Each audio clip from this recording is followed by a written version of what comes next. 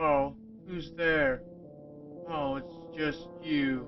Back for more, huh? Well, if you're back, you must have really enjoyed our discussion last week, or you're just a glutton for punishment. Either way, I'd be happy and delighted to suggest another tale for my collection. With that being said, tonight we will be talking and discussing another one of my favorite books, a book by a Mr. Clive Barker entitled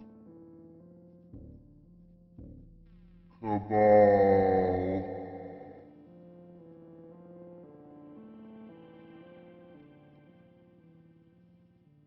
And like last week, this book has a movie adaptation. But like last week, I will be focusing mainly on the source material and not that of the movie. There will be some spoilers, but I will try to keep it to a minimum so you can enjoy the book yourself if you so desire. If you so desire. With that being said, let's dive right in. The book Cabal is about a young man named Aaron Boone who's having weird and horrifying dreams about a place he knows only as Midian. Not surprisingly, Boone is a schizophrenic in therapy. His psychologist and therapist, a Dr. Philip K. Deckard, convinces Boone that his dreams are just dreams until the police inform Deckard of a series of murders. The shocking thing of the murders is that when Deckard informs Boone, the murders were committed in in a fashion that mirrors some of Boone's fantasies and dreams he himself had about murder. Convinced that Boone in some way had a dual personality or just blacked out, he believes that he murdered these people, women and children, killed in their homes, splayed out, cut up. And he feels so guilty about it. He wants to turn himself in, falling into a deep depression, even if it means that he faces the death penalty. But Deckard convinces Boone to take some medicine he gives him, telling him that as long as he stays on it, the medicine will stop him from blacking out and killing anybody. Deckard wants to study Boone and try to figure out where the therapy went wrong and what triggered the psychotic break. What the movie doesn't elaborate on is that Boone actually continues therapy with Deckard for about a week after he's informed of the murders, and eventually his depression gets worse and worse till he just decides to end it all himself and tries to commit suicide.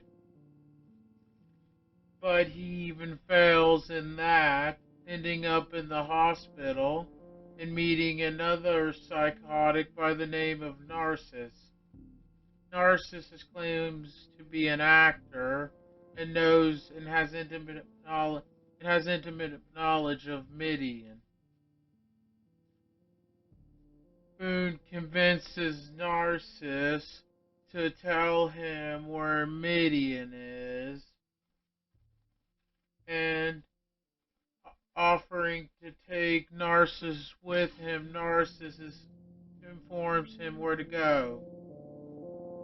But then Boone tries to leave, and Narcissus believes that he's being tested and uses two silver knives mounted on rings on his thumbs to cut his face off and parts of his head skin.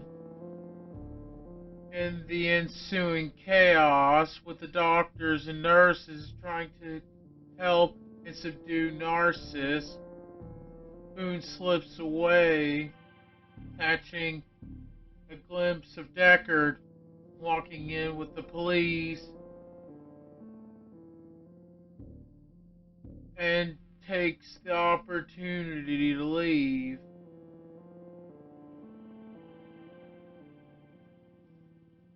Stealing a truck, he makes his way through the desert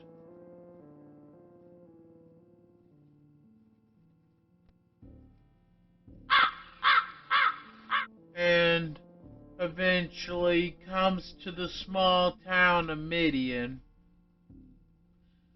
Whereas in the movie Nightbreed, Midian is depicted as nothing more than a huge cemetery, but in the book, it actually has a small row of houses along with it.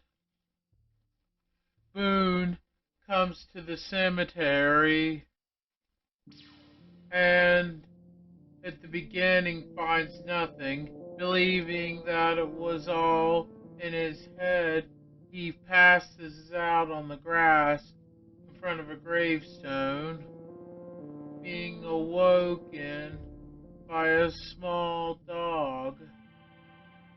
He wakes up and follows the dog until he is attacked by two members of the Nightbreed, one being Peliquin. In the movie, Peliquin is depicted a bit differently. In the book, he is depicted as kind of like a lizard type creature that only takes humanoid form when he changes to kill Boone. The bite doesn't occur right away, and Peliquin's argument with the other member of the Nightbreed, Boone is able to get away, but Peliquin catches him and bites into Boone's chest, taking off his nipple. He's able to get away from Peliquin and runs for the gates of Midian, eventually making it out of Midian and making it to the small row of houses and taking refuges in one. But the cops are now hot on Boone's trail because Deckard in the manhunt got to Narcissus and they led him to Midian. Deckard comes into the small run-down house under the pretext of trying to bring Boone out alive, but instead admits to Boone that he himself was the killer all along, that the dreams that Boone had about those murders were just him using hypnosis and drugs to make Boone think that he was a murderer, when in fact Deckard was guilty of every murder that Boone was accused of, which is why the Nightbreed would not take him as he was innocent. But Deckard also informs Boone that he will not be taken alive, as on the way there he stopped off and murdered a family and brutally dismembered a group of children, stating that the cops would not bring a child murderer back. Deckard pulls a pistol that the police armed him with and tries to shoot Boone dead. Boone gets out of the house but is gunned down by the police outside. Believing that they've killed him at Decker's cries that Boone was carrying a gun, the focus shifts to Lori. Lori was Boone's girlfriend and loved him, believing that Boone was the best thing that ever happened to her. She was devastated, but more so when Boone's body went missing from the morgue. She was questioned by Deckard and then questioned by Detective Joyce, who was investigating the murders that Boone supposedly committed but was actually committed by Deckard.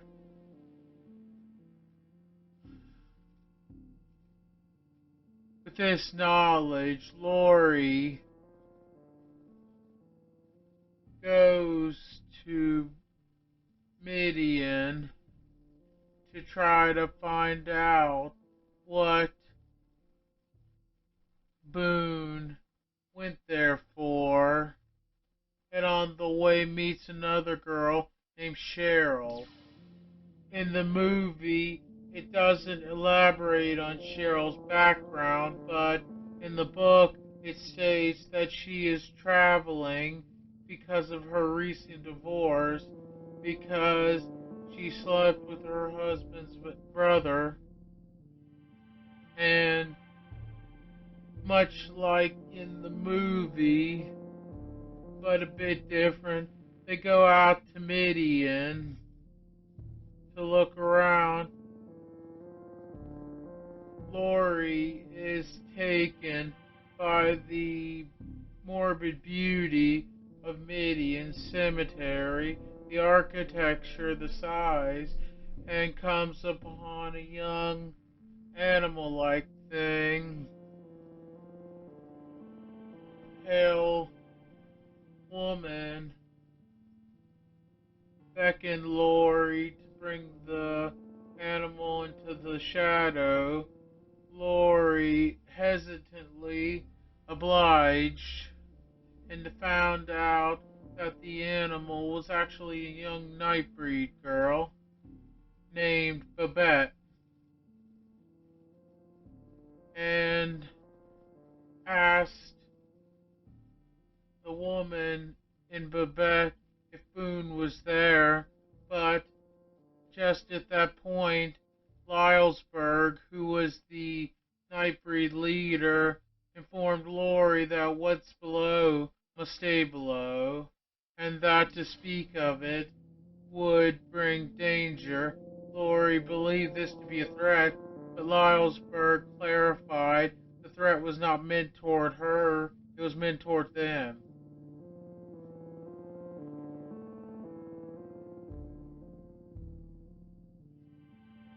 And Lori made her way out of the cemetery. In the Nightbreed movie, this is where Deckard attacked, but but instead it's a bit different. In fact, they in fact Lori and Cheryl visited Midian a day before she encountered Lylesburg and the rest of the breed, whereas this is not depicted in the movie. In the movie, she comes to only Midian once before she encounters Deckard. As the story depicts him as old button man or old button face, wearing his mask, Deckard becomes a another person, but believing that the mask is another force that drives him to commit murder.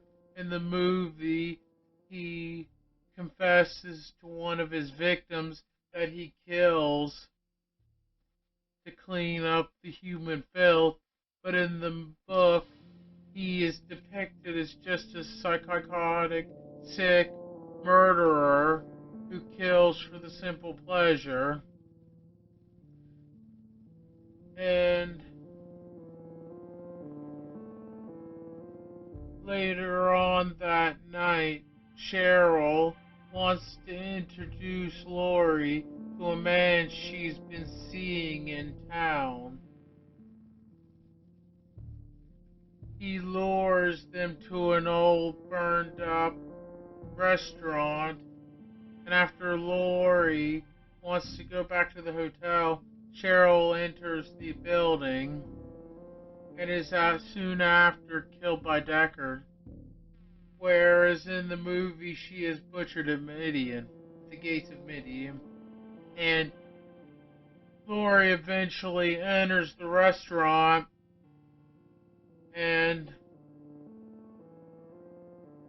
confronts Deckard himself, but manages to escape, goes back to Midian. But Lori learns soon after that Deckard allowed her to escape because he wanted to find the Nightbreed and find Boone. In actuality, Deckard had no knowledge of the Nightbreed. He thought that Lori would lead him to Boone. As he chases Lori through the cemetery of Midian, he has an inner monologue about how much killing Lori will turn him on. You know, and then, like much in the movie, Boone can't just sit by and let Lori be butchered, not after she came there to find him. So, going against the Nightbreed, he basically reveals himself to Deckard, and the encounter is a bit different from the movie, a bit more longer, but basically the same. Deckard manages to escape. Boone chases him to the gates of Midian, but turns around when he hears Lori screaming. For his transgression, the Nightbreed disown him and kick him out. And Boone goes with Lori. Lori wants to pick up her things at the hotel, but when they go back, Deckard went back and butchered everyone. This is where in the story Boone realizes that he's Nightbreed when he discovers he has a taste for human flesh. And he orders Lori to leave because he doesn't want her to see him like that. Lori runs off because not because of what she sees, but because the cops are coming, and she tries to get Boone to go with her, but he can't or won't. He's apprehended by the town sheriff, Captain Eagerman, and in the prison, Deckard tries to convince Joyce, the detective that originally was working Boone's case, and the sheriff to go out to Midian, as there's more of them out there. The sheriff sends 3 police officers, and after encountering one of the Nightbreed and watching him burn up in the sun, They radio back to Eagerman that what Deckard says is true, and supported by the evidence that Boone is a dead man sitting in their prison. Eagerman decides that instead of calling the state police, he will handle it himself and take all the glory, enlisting the help of a priest that he has some dirt on. He goes out there believing that he's got God on his side.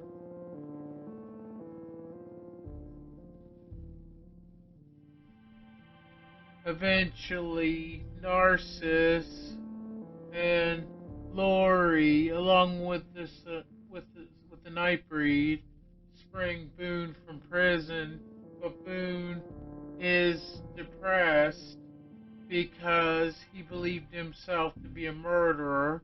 Now he believes himself to be a monster, but Lori helps him accept it and move on.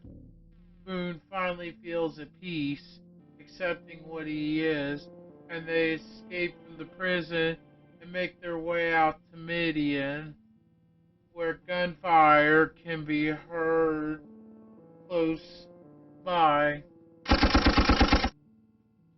And when Boone gets back to Midian, it's full scale war or slaughter, depending on how you look at it.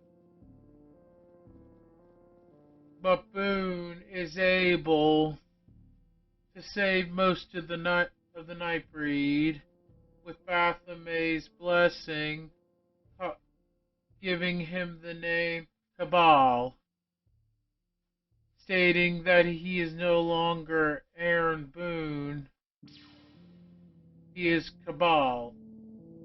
Also, in the fight, Deckard goes after and tries to kill Lori again because he believes that no one will take the word of a dead man like Boone, but he believes that Lori could still put him in prison for the murders that he tried to put on Boone.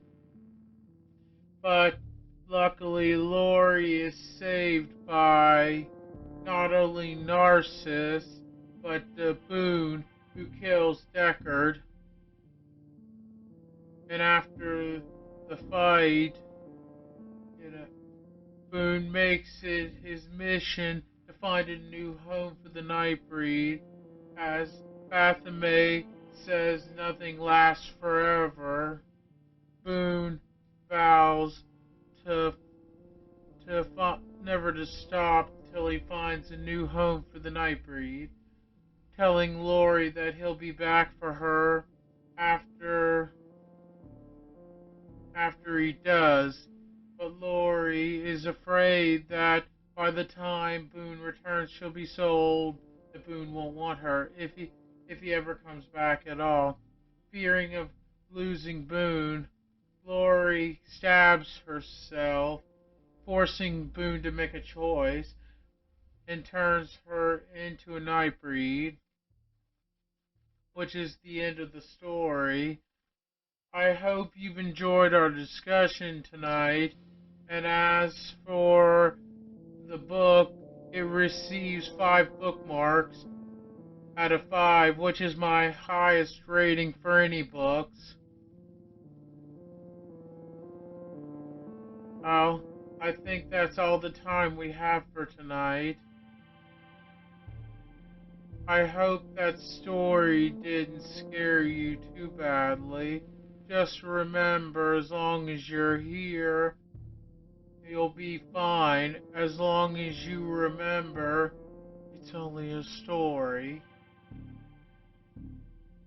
With that being said, I believe you know your way out of the stacks, and have a nice night walking home, and